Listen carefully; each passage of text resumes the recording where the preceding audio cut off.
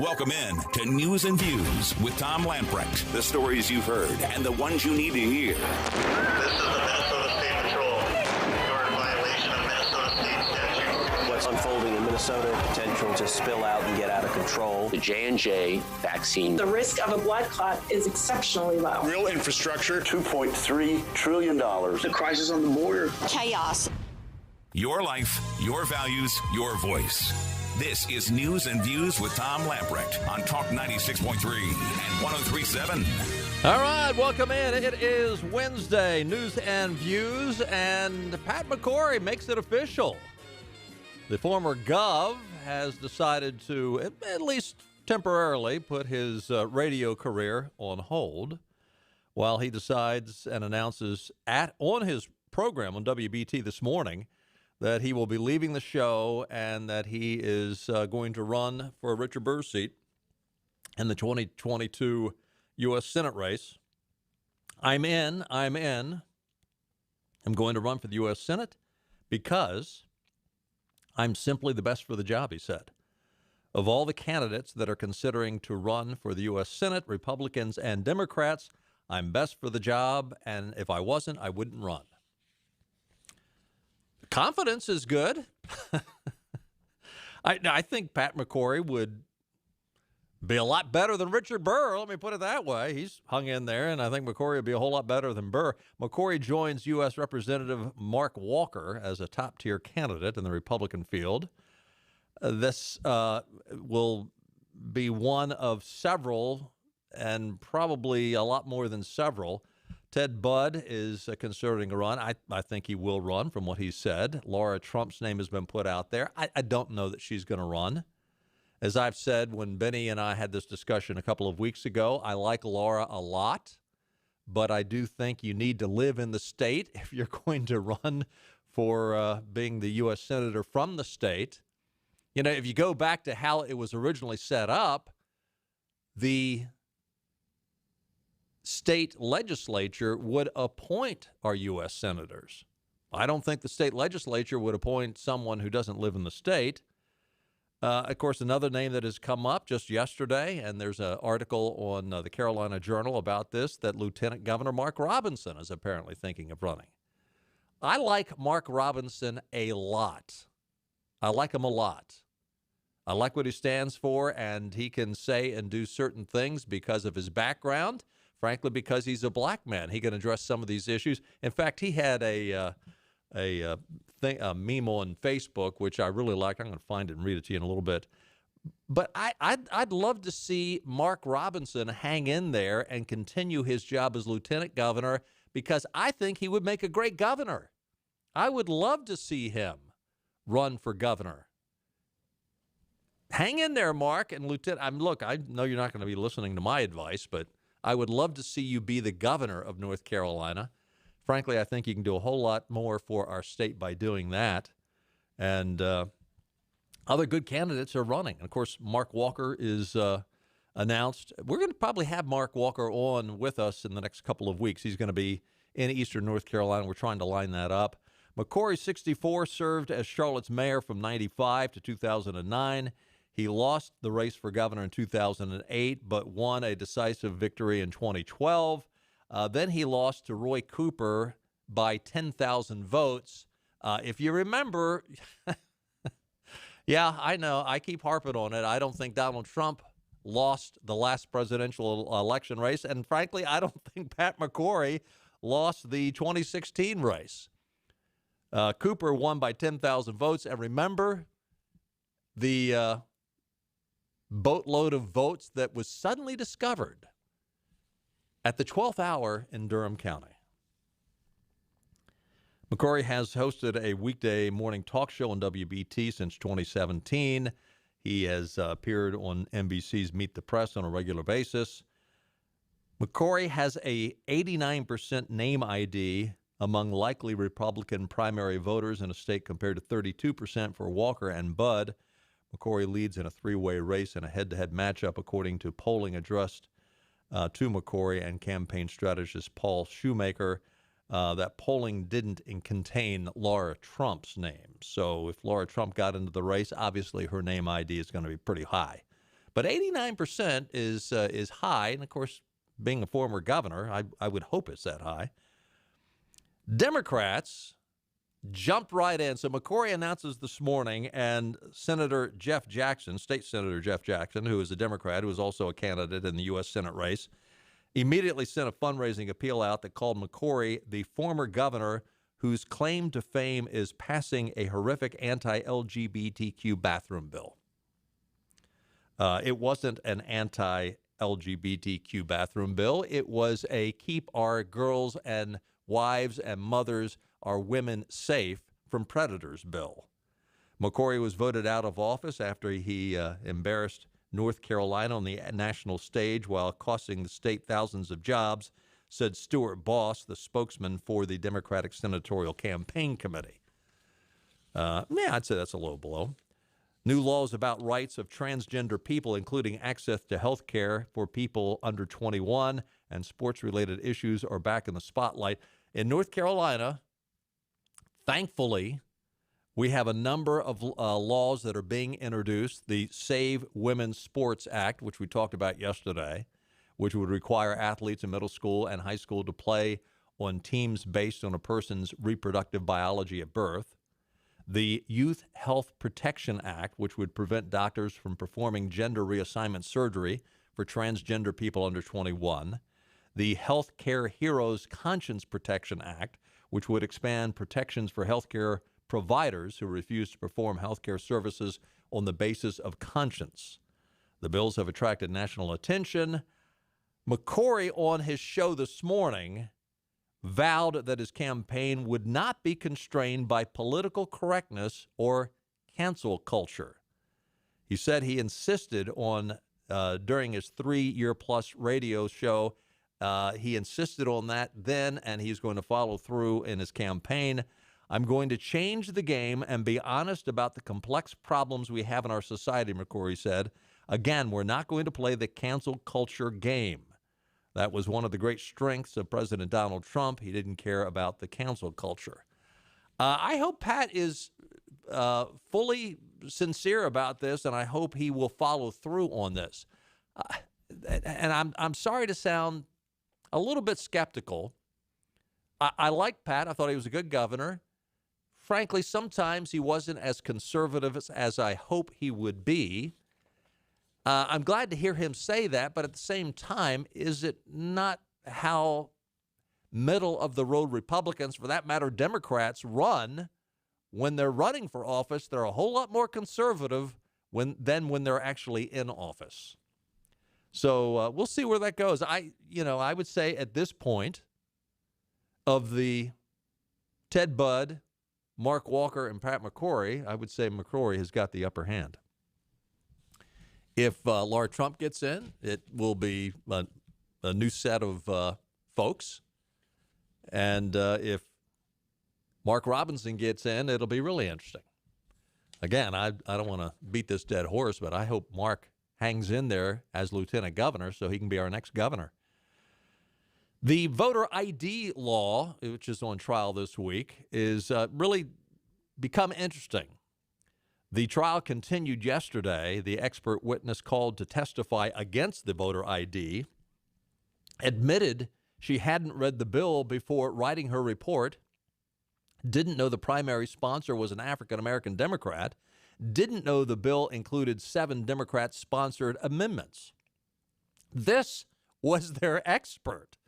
Lawyers for the Southern Coalition for Social Justice, a left-wing legal organization, called their expert witness, Professor Carol Anderson, to testify to the law's racist intent. During the questioning, however, Professor Anderson admitted she hadn't even read the bill. Now, she did say she had listened to audio of the bill, but hadn't read it. The lawyer asked, in preparing your report, did you even review the text of Senate Bill 824? Did you? Professor Anderson, not the text. Professor Anderson also confirmed an admission she made previously, which was that she didn't know African-American Democrat Joel Ford sponsored the legislation she called upon to testify about as an expert. I'm sorry. If this was their expert, I hate to see just the average person who doesn't know a lot about the bill. The attorney asked, do you know Senator Joel Ford? Do you know who he is? Professor Anderson, no. Do you know what it means to be a primary sponsor of a piece of legislation? Professor Anderson, no. Again, this is their expert witness. The attorney, are you aware that Senator Ford was the primary sponsor of Senate Bill 824? Professor Anderson, no. Are you aware that Senator Ford is African American? Professor Anderson, no. Is it your opinion that his support for Senate Bill 824 was an act of white rage? Professor Anderson, are you ready for this? African Americans can have white rage.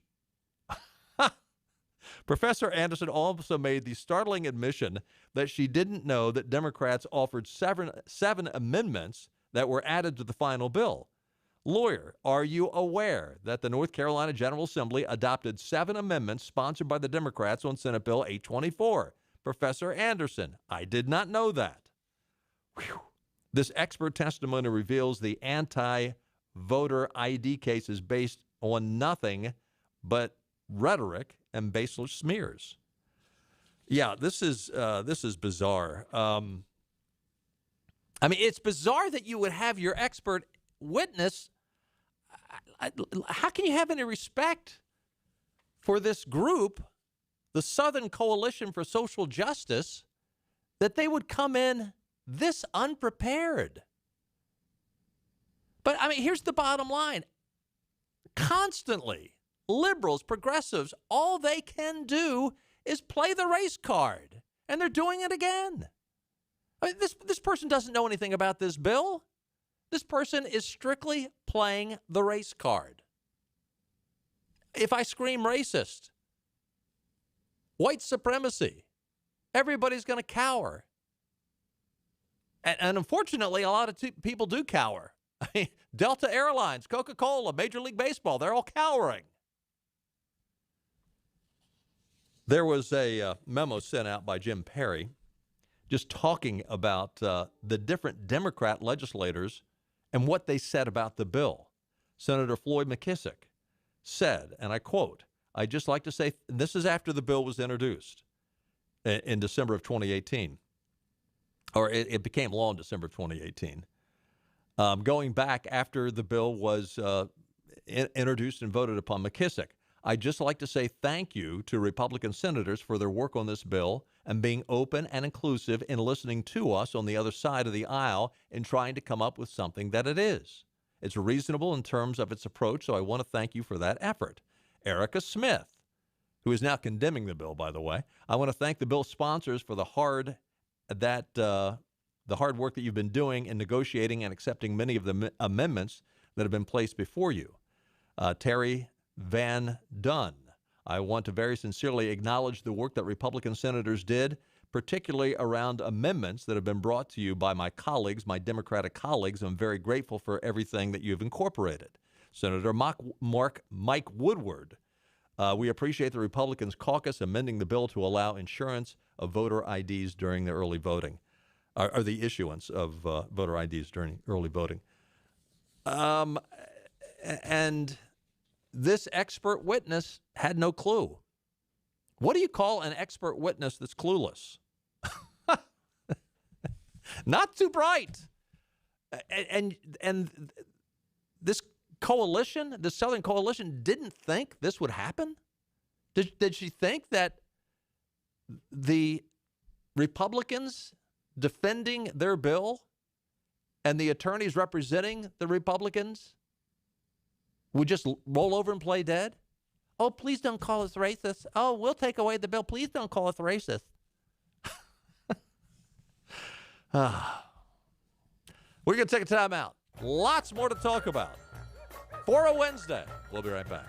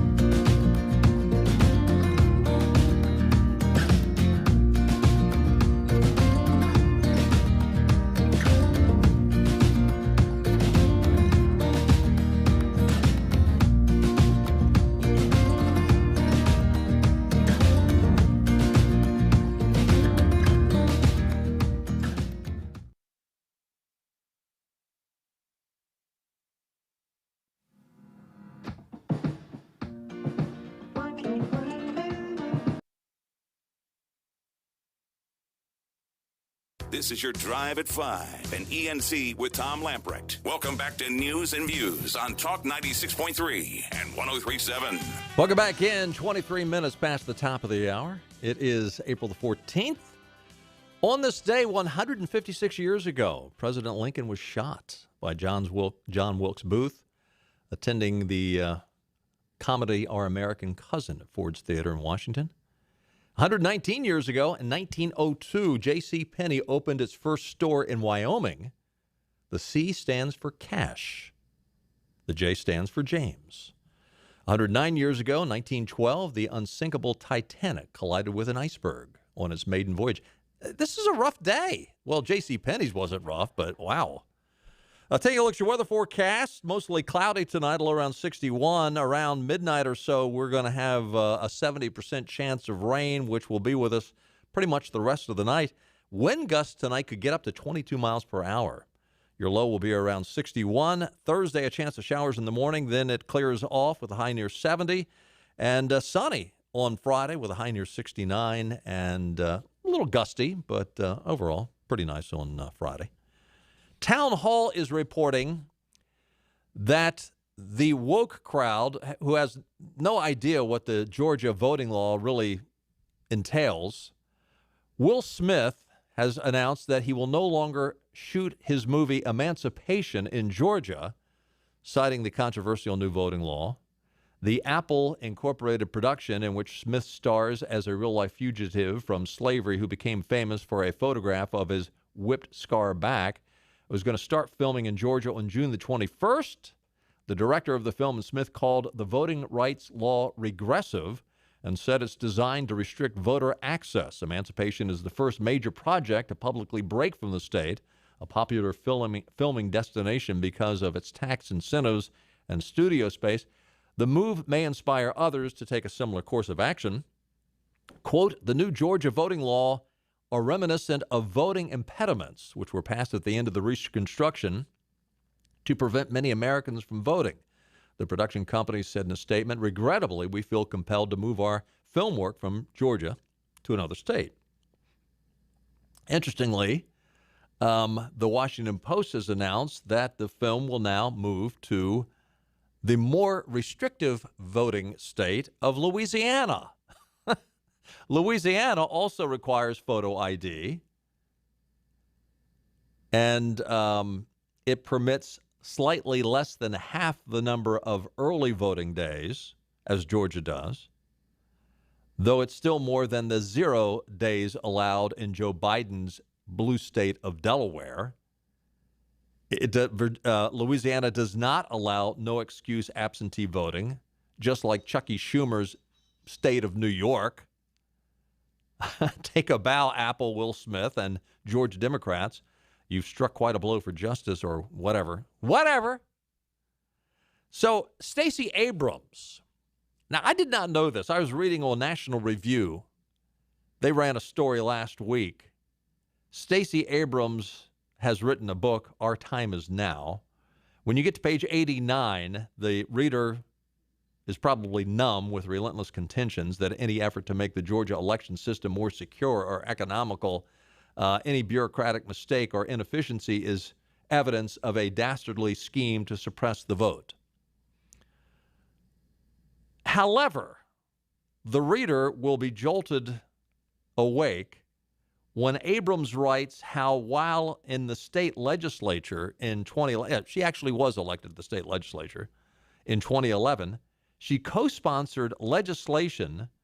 Are you ready for this? She co-sponsored, Stacey Abrams co-sponsored legislation to slash the early voting period in Georgia in half. And she succeeded, by the way. Stacey Abrams if you follow her logic now, Stacey Abrams suppressed the vote in Georgia and did it more blatantly than anything in the state's new voting law, which will actually extend early voting hours in many places. Anyone calling the Georgia law Jim Crow 2.0, at the very least, has their enumeration wrong. Stacey Abrams supported the bill in 2011. Thus, she was 2.0, If you want to rename this, I guess you got to name it 3.0. The Abrams legislation cut the days for early voting from 45 all the way down to 21. I bet you didn't know that. You gotta dig down to find the details. I mean, it is amazing how untrustworthy and how lazy mainstream media journalists are, and how they are tickled pink to offer a false narrative.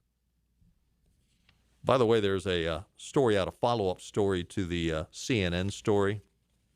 Find it in my pile of stories here. That the Project Veritas story that we were talking about yesterday. CNN technical director Charlie Chester admitted that the network is focusing now on allegations against Matt Gaetz to, quote, keep hurting him. In the Project Veritas video, he said if the agenda, say, is to, like, get Matt Gaetz right now, he's like this Republican, Chester says. He's a problem for the Democratic Party because he's so conservative and he can cause a lot of hiccups in passing of laws and whatnot. So it would be great for the Democratic Party to get him out. So we're going to keep running those stories to keep hurting him and make it so it can't be buried and just settled outside of the court. And just like, you know, if we keep pushing that, it's helping us. That's propaganda because it's helping us in some way, he admitted in the video. In other clips Project Veritas released, Chester admits CNN's goal was to get former President Trump out of office, that they created propaganda about the 45th president's health, and after the pandemic is over, the network will aggressively pivot to the left's climate change agenda. You cannot trust the mainstream media, period. I don't care how many times CNN says it. I don't care how many times NBC says it, ABC, CBS, MSNBC. You can't trust them. Donald Trump was correct. It's fake news. And I know we hear these stories, and, you know, after a while, you keep hearing them over and over again, and you see them in a mainstream media paper. And you say, well, maybe there's something there. I mean, I don't know why. I mean, and look, I can even take a double take. I mean, when this Matt Gaetz story first came up, I mean, you know, you always wonder, is there a grain of truth there? Matt Gaetz, I mean, I do not know. I don't have a crystal ball. I don't, you know, I can't look into the heart of Matt Gaetz and know exactly what the truth is, but I saw it and I did a double take, and I thought, wait a minute, look who this is coming from. You can't believe anything. I'm floored that anybody would tune to CNN. Speaking of a false narrative, did you know that the 20-year-old black man who was shot in Minneapolis, Daunte Wright, had an open warrant for his arrest related to an aggravated armed robbery attempt? Wright and another man identified as MJ Maurice Driver, a high school acquaintance, had both been charged with first-degree aggravated robbery in December of 2019 in an incident in Minnesota. According to the documents, Wright and Driver went to a party at an apartment at the 600 block of North Oaks Drive, about 5 miles from Brooklyn Center, where Wright was fatally shot. Around 2:30 a.m., back in December of 2019, two women at the home told Wright and Driver they needed to leave, but the two men said they did not have a ride. The women reportedly allowed the two to spend the night. In the morning, one of the two women left the apartment to get $820 to pay rent to the other woman. After paying the rent, she left for work. As Wright and Driver were waiting for their rides, the other woman, who stayed behind, said Wright allegedly blocked the door, preventing her from leaving. Wright then allegedly pulled a black handgun with silver trim out from either his right waistband or his right coat pocket, pointed it at the woman, and demanded the $820. The victim asked, "Are you serious?" To which he said, "Give me the blanking money. I know you have it." When she said again if he was serious, he allegedly told her, "I'm not playing around." Wright then allegedly choked the woman. The court documents say she was able to pry herself loose, started to kneel down and scream. She told authorities that she allegedly heard driver tell her to give her the money to Wright, who was yelling at her to stop screaming. She reportedly screamed at them to get them out of the apartment, telling them that the cops were close. Wright allegedly told her that he would shoot her. Give me the money and we will leave. Give me the money and we will go. He allegedly tried to choke her a second time to take the money. Driver allegedly told her to give Wright the money. The two men then left the apartment, got into a white Cadillac, and left the scene without the money. The woman later identified Wright and driver in photo lineups. Wright was arrested and later released on $100,000 bail. As a condition of his release, he was to not have contact with the victim or witnesses, had to refrain from drugs and alcohol, could not possess a firearm. Wright's bail was revoked in July because he allegedly possessed a firearm, was not keeping in touch with his patrol officer. The case was still pending when Wright was pulled over on Sunday for having an expired license plate. Police then tried to arrest him on an outstanding warrant. After failing to appear in court on charges, he fled from the officers. And, of course, you know the rest of the story. The female police officer, Kim Potter, pulled out what she thought was a taser. It was her revolver, and shot the individual, and he later died not too far down the road. By the way, Kim Potter has been arrested today for second-degree manslaughter in the death of Wright. Body camera footage showed the incidents. Potter yelling, "Taser, taser," multiple times.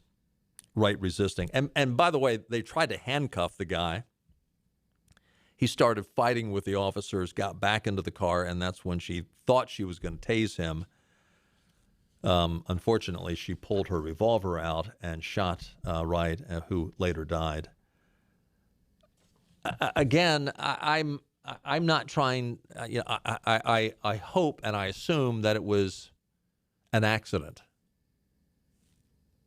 The situation, though, is such that I'm not trying to justify what was a horrible incident. And the individual, regardless of what they did not, the shooting wasn't justified. But will you hear the other side of the story?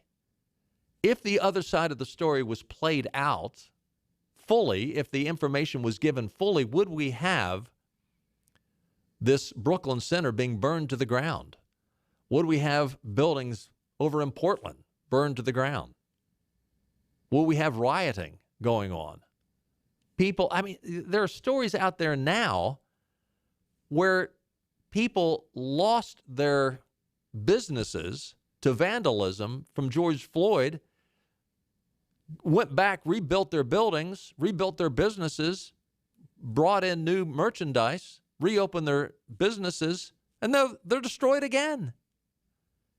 And listen, they're not going to be able to get insurance. I don't know if the insurance will pay it a second time. I don't know if they had insurance for the second time. If they did, they were paying through the nose. And I doubt if they're going to get insurance a third time. At this point, the insurance companies are saying this is your final check, if they even get a check. Compare that situation today.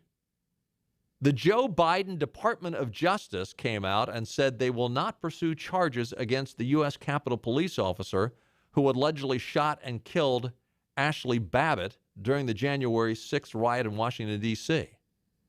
An investigation conducted by the U.S. Attorney's Office for the District of Columbia determined that there is insufficient evidence to support a criminal prosecution. Authorities had considered for months whether criminal charges were appropriate for the Capitol Police officer who fatally shot Babbitt, 35, an Air Force veteran from San Diego. The Justice Department decision, though expectedly, officially closes out the investigation. Prosecutors said they had reviewed the video of the shooting along with statements from the officer involved and the other officers and witnesses, examined physical evidence from the scene, and reviewed the autopsy results.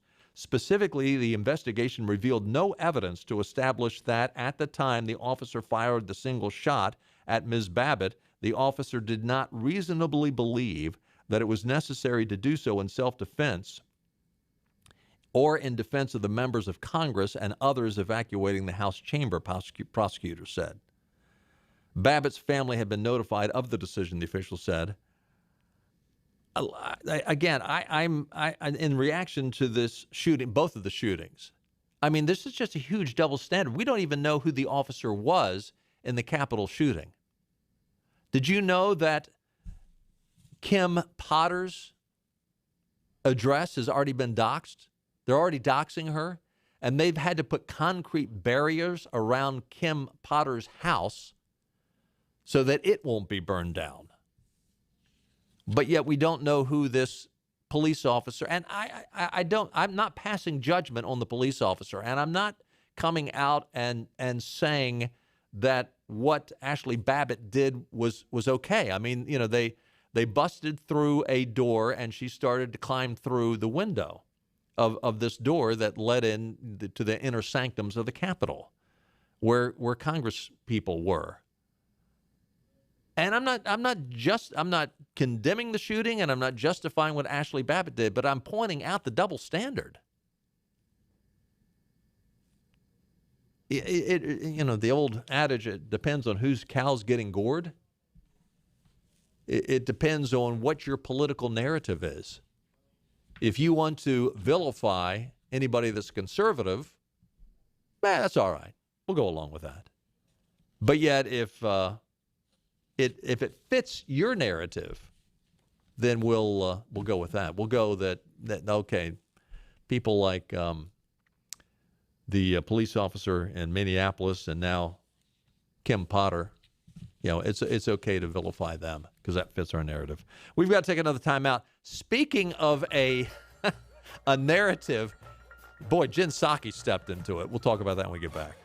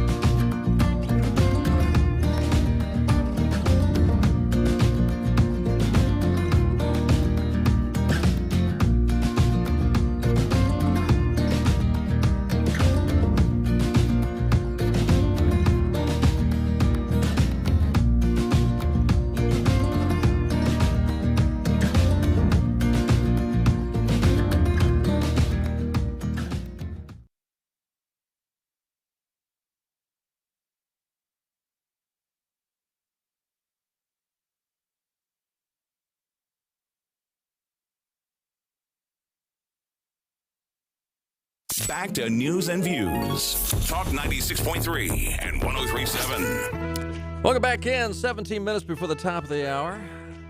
You know, sometimes you just can't justify the insanity in our world. Think about these things. If a guy pretends to be a woman, you are required to pretend with him. Somehow it's un-American for the census to count how many Americans there are in America. True. Russians influencing our election are bad, but illegals voting in our elections are good. It was cool for Joe Biden to blackmail the president of Ukraine, but it was an impeachable offense if Donald Trump inquired about it. 20 is too young to drink a beer, but 18 is old enough to vote. People who have never owned slaves should pay slavery reparations to people who have never been slaves. People who have never been to college should pay the debts of college students who took out huge loans for their own degrees. Immigrants with tuberculosis and polio are welcome, but you better be able to prove your dog is vaccinated. Irish doctors and German engineers who want to immigrate to the United States must go through a rigorous vetting process, but any illiterate gang member or terrorist who jumps the southern border fence is welcome. $5 billion for border security is too expensive, but $1.5 trillion for free health care is not too much.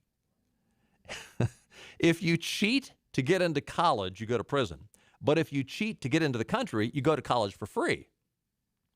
People who say there's no such thing as gender are now demanding that we have a female president.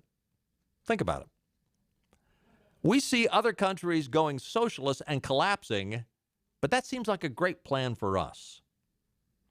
Some people are held responsible for things that have happened before they were born, and other people are not held responsible for what they're doing right now. Criminals are caught and released to hurt more people, but stopping them is bad because it's a violation of their rights. And pointing out all this hypocrisy somehow makes us xenophobic and racist. That is not original with me. Somebody sent that to me. I don't know who the author is, but I love it.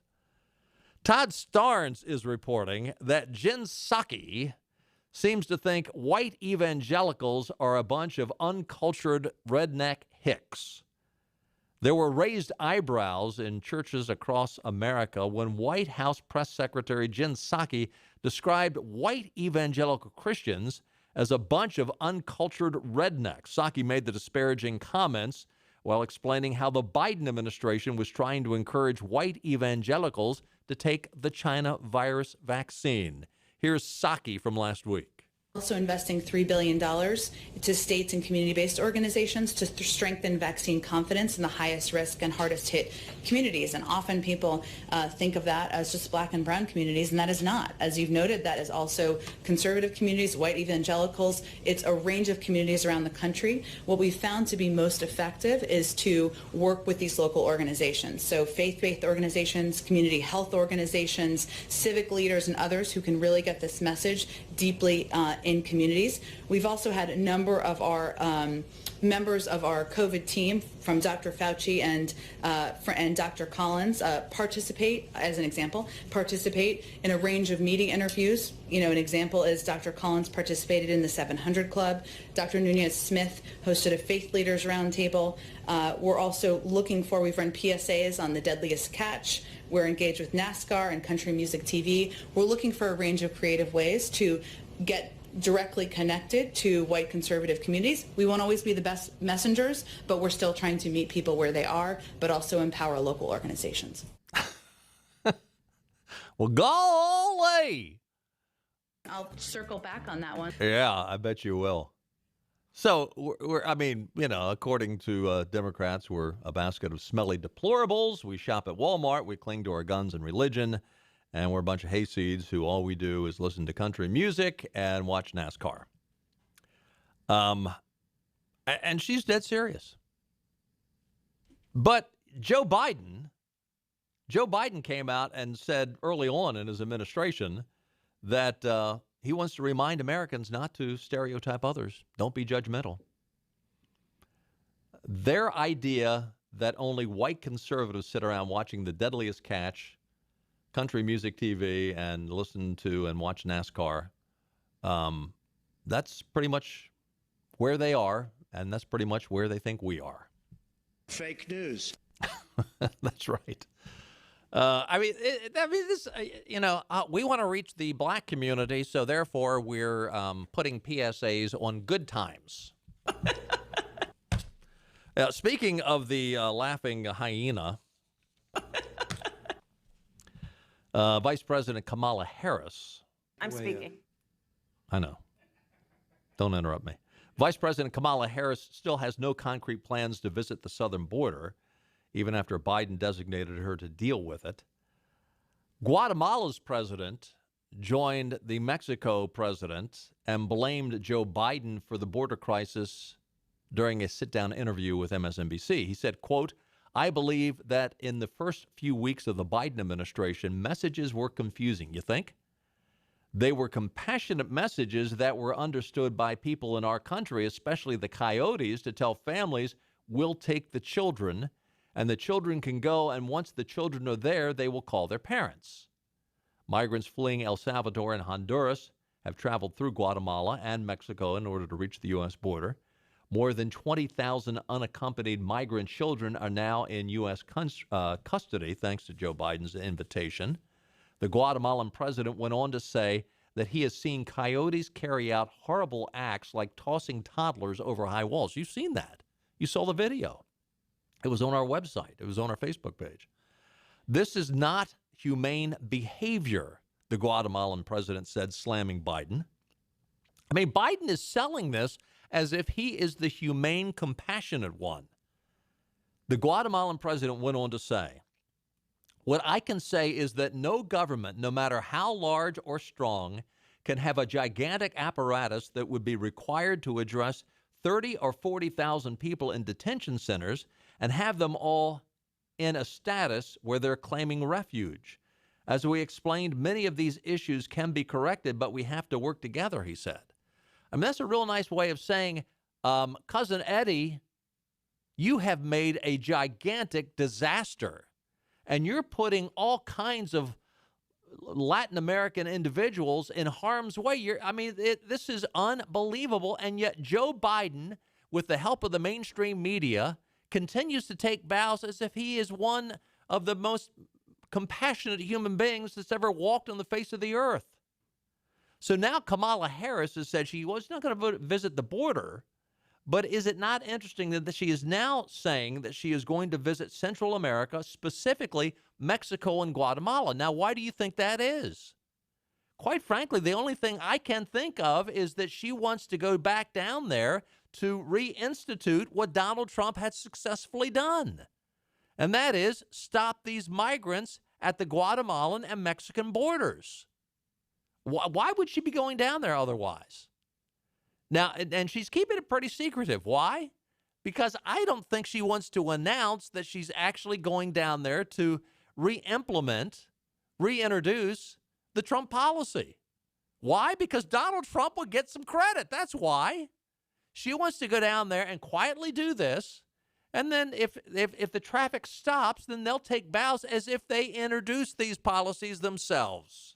Same thing they did with the coronavirus. Same, and the vaccine and the distribution. In other words, they don't have a lot that they can brag about on their own. They've got to take other people's ideas. Speaking of which, I know we got to take a break. All right, I'll share this one when we get back. We got to take a break. Speaking of which, hang on. I'll give it to you when we get back.